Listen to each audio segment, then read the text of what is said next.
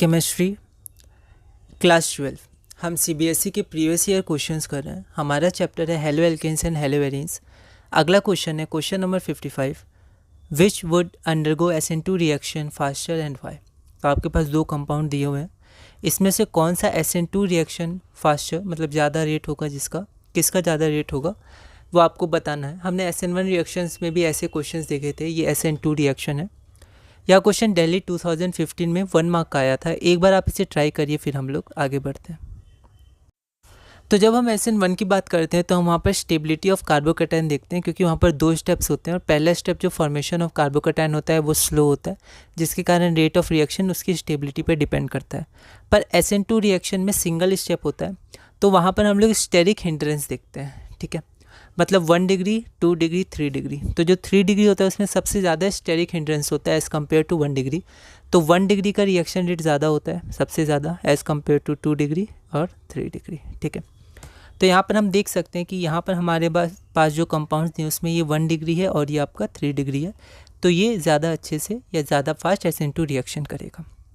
On the basis of steric hindrance, 1 degree alkyl halides are more reactive than 3 degree alkyl halides towards SN2 reactions.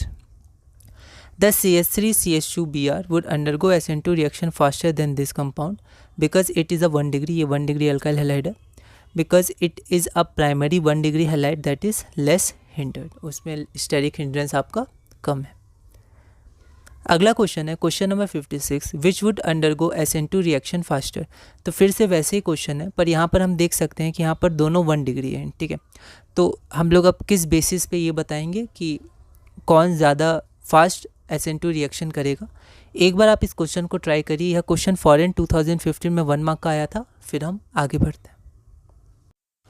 तो जो हमारा alkyl halide होता है, अगर हम उसके बेसिस पे बात करें तो जिस एल्काइल ग्रुप में, ठीक है, अगर हैलाइड कॉमन है तो जिस एल्काइल ग्रुप में आपका स्टेरिक हिंड्रेंस कम हो वो ज़्यादा फास्ट रिएक्ट करेगा। ठीक है, आप इसके बेसिक कॉन्सेप्ट्स के लिए NCERT को ज़रूर रीड करिएगा। ठीक है, पर यहाँ पर हम देख सकते हैं कि हमारा जो R है अल्काइल ग्रुप वो सेम है, तो X पे डिपेंड करेगा। ठीक है, तो X कौन सा होगा, तो हम देखेंगे कि जब SN2 रिएक्शन होता है तो X क्या होता है, लीव कर जाता है। ठीक है, सब्स्टिट्यूशन जब होता है तो इसकी जगह कोई और ग्रुप सब्स्टिट्यूट हो जाता है, तो आपका हैलाइड आयन बन जाता है।